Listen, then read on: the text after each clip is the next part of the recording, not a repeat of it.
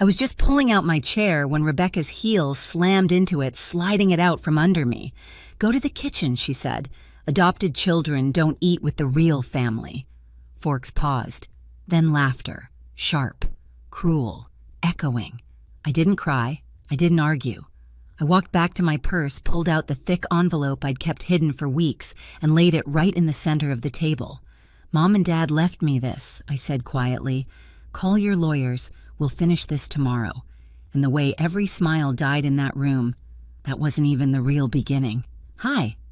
I'm Layla Morgan, and for most of my life, I tried to convince myself that being the adopted child in the Morgan family didn't matter. Harold and Miriam, my parents never made me feel different, but their 3 biological children, Rebecca, Ethan, and Natalie, they made sure I never forgot exactly where they thought I belonged. Growing up, the reminders came in small cuts. When family photos were taken, Rebecca, my oldest sister, would angle her body so I barely fit into the frame. Ethan, my brother, would laugh and say things like, "Don't worry, Layla. It's not like anyone will notice you're not one of us." Natalie, my middle sister, perfected the soft, patronizing smile people use when they're being cruel but pretending they're not. And through all of it, Mom would pull me aside afterward, hold my face gently, and whisper, "You're our daughter in every way that matters." Dad would ruffle my hair, help me with homework, sit through every recital and school ceremony like I was the center of his world. Their love was real, solid, the only thing that made me feel like I belonged in that house. Then came the 6 months that broke me open. When both Mom and Dad fell sick, I moved into their home without hesitation. I slept in stiff hospital chairs, signed stacks of treatments and bills, talked to doctors, while my siblings sent half-hearted texts. Adrian, my husband, took care of Ava and Mason at home, telling me, "Do what you need to do. I've got us." I will never forget that. Meanwhile, Ethan said he couldn't risk the exposure because of his banking job. Natalie said the twins needed her. Rebecca said she couldn't handle seeing them like that.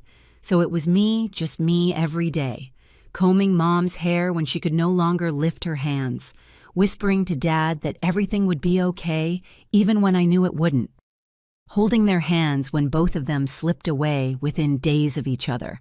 And then after the funerals where my siblings suddenly played the roles of devoted children, they made an announcement. Rebecca, with her polished voice and perfect posture, said she wanted to host a family dinner to honor Mom and Dad. She even assigned tasks. "Layla, you handle the cooking. You were always the best at making Mom's recipes." Ethan nodded like it was a business meeting. Natalie added, "And maybe bring those rolls from the bakery near your place." Mom loved those. I should have seen the trap forming. The hushed conversations when I entered a room. The way they acted like I was helpful staff, not family. The way they avoided eye contact when I asked what exactly this dinner was for. Still, grief makes you hope for things you shouldn't. I spent 3 days cooking Mom's favorite dishes, choosing a good bottle of wine I couldn't really afford, wearing a dress she always said complimented my smile. I told myself maybe this dinner would bring us back together. Maybe loss would soften old wounds. But when I walked into Rebecca's house that night, beautiful, spotless, cold, I felt something in the air. A shift. A quiet tension under the polite greetings. A sense that I wasn't a guest. I was the target. When I stepped farther inside Rebecca's house, a strange stillness settled over me, like walking into a room where everyone had been talking about you just seconds before. The dining table was already set with Mom's old china, the pieces Rebecca insisted on keeping after the funeral, for sentimental reasons, even though she'd barely visited in those last months. Candles flickered. Soft music played. Everything looked perfect. Too perfect.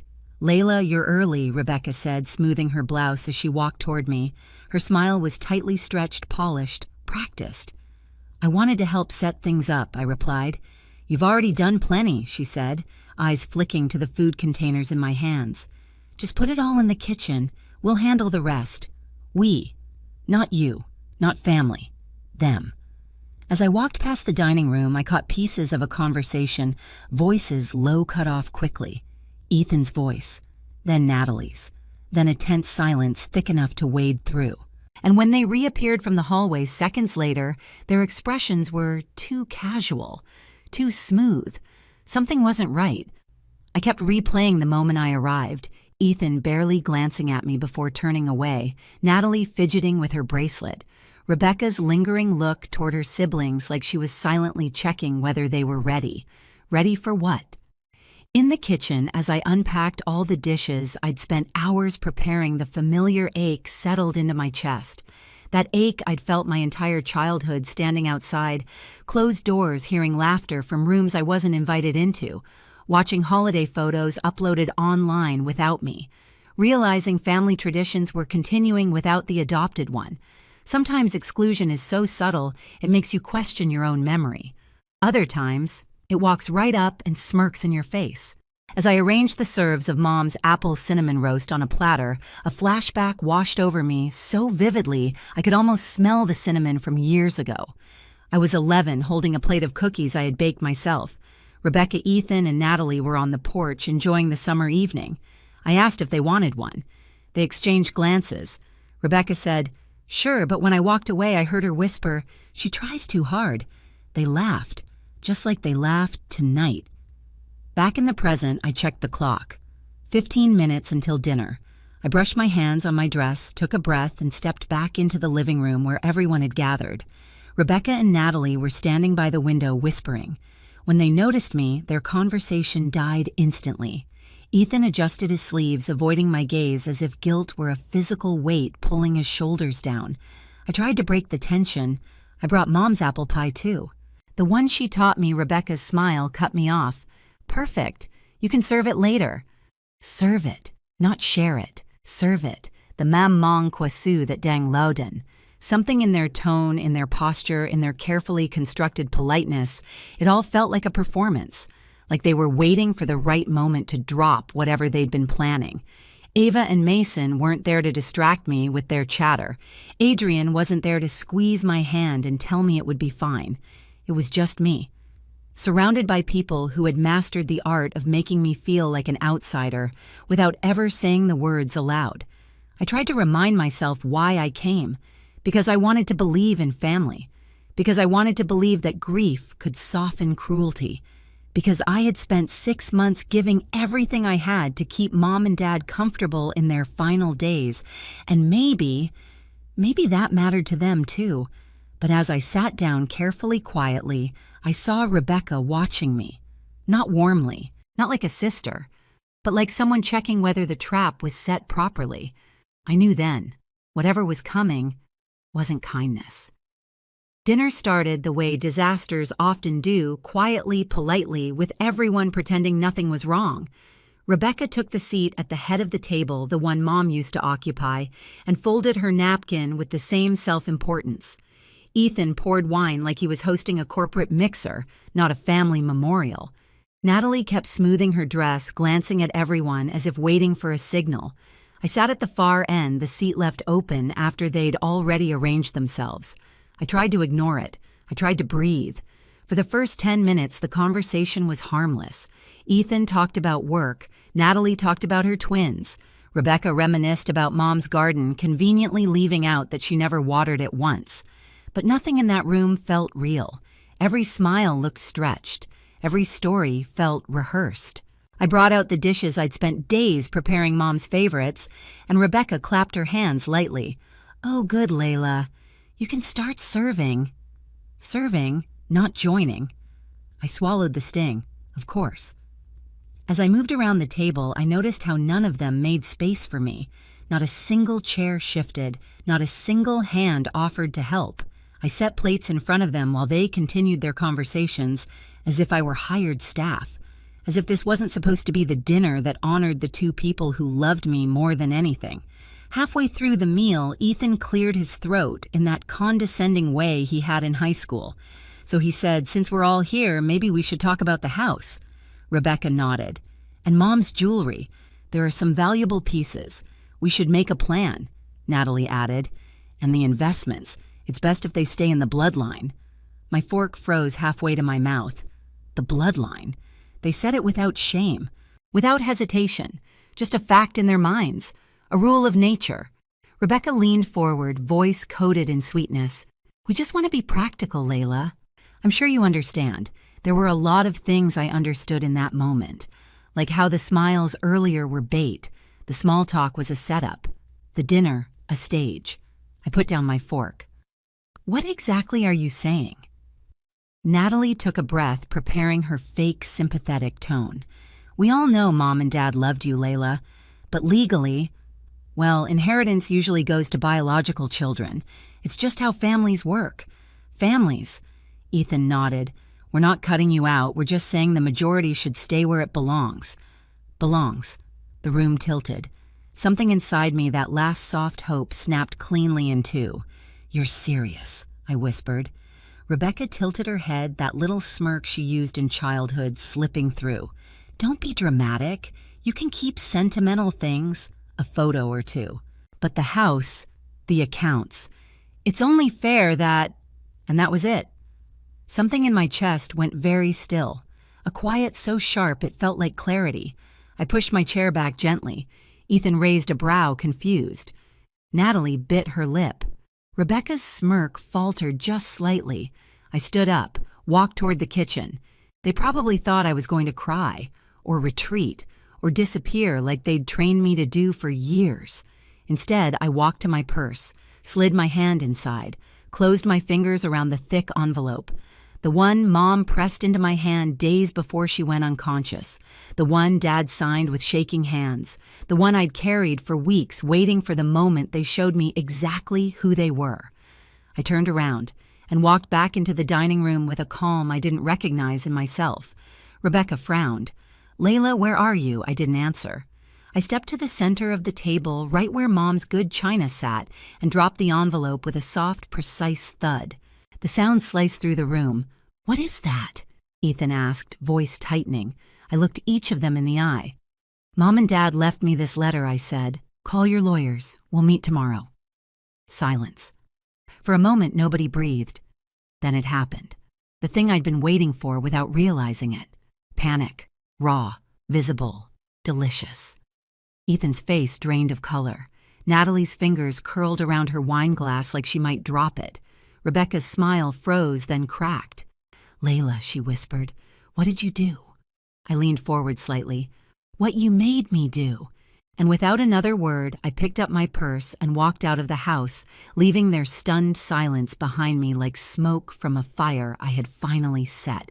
The next morning, the city felt unnaturally bright, too bright for what I knew was coming. I barely slept, replaying last night in my head.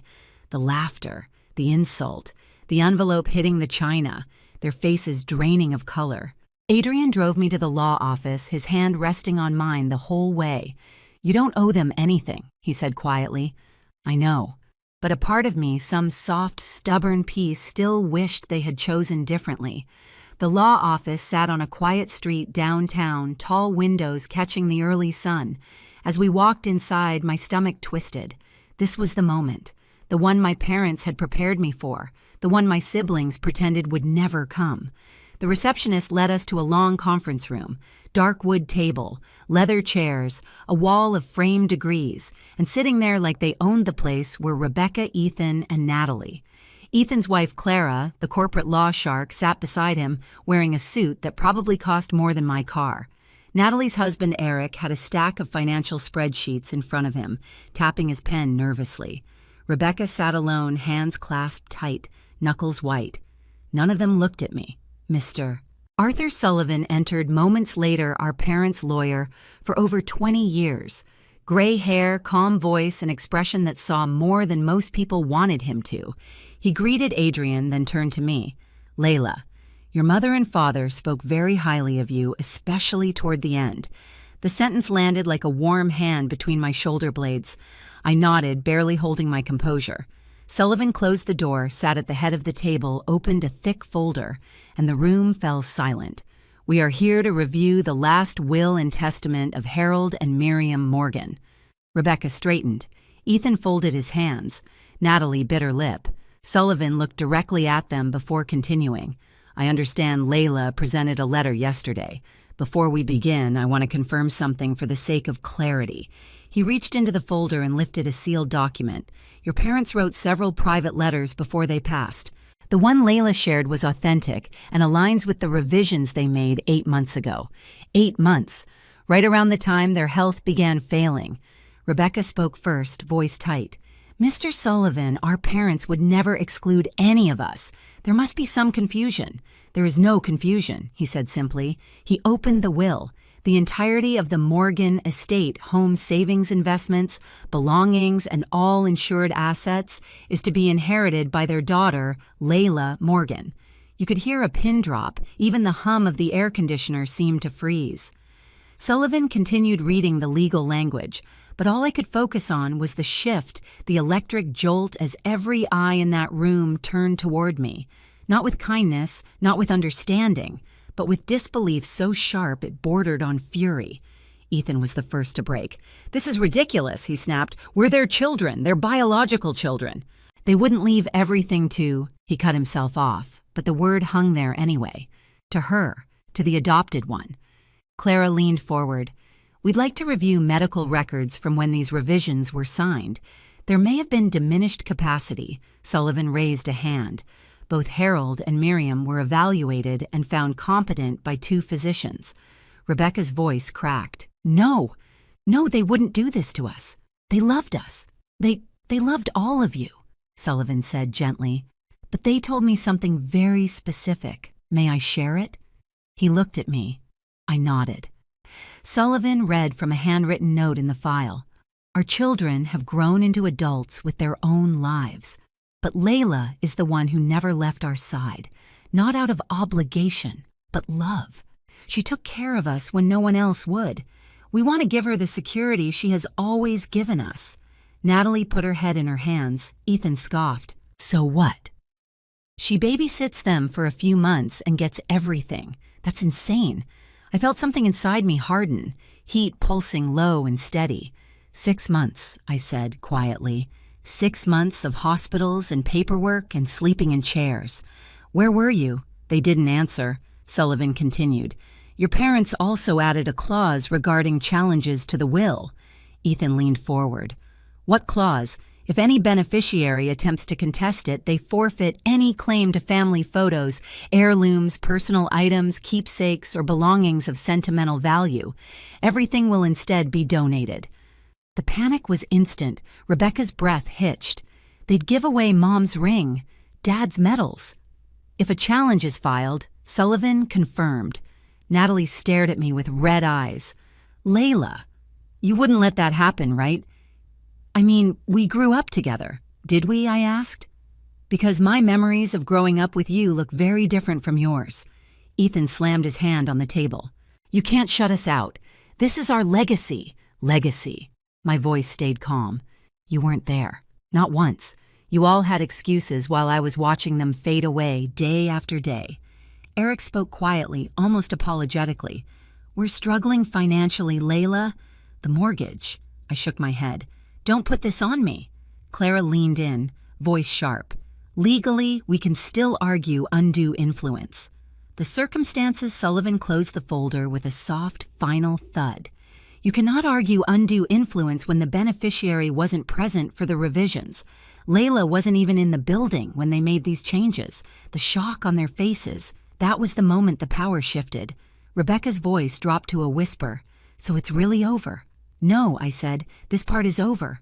What happens next is up to you." Natalie looked desperate. "What do you want from us?" I thought about it, really thought about it, the insults, the exclusion. The years of being treated like a guest, never a daughter.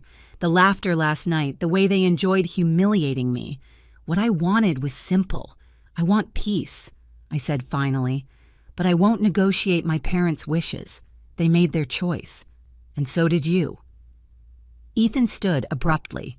"Fine. We'll see if there's any legal leverage." Sullivan cut him off.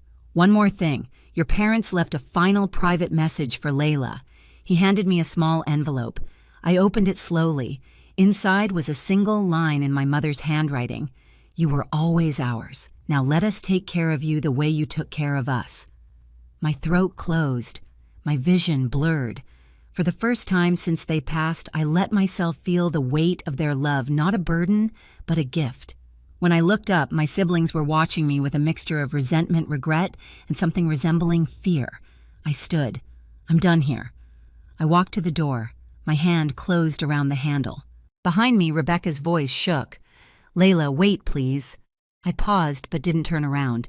"You told me to go to the kitchen," I said softly, "but I'm done eating scraps." I walked out of the room, leaving them exactly where they had put me my whole life behind me.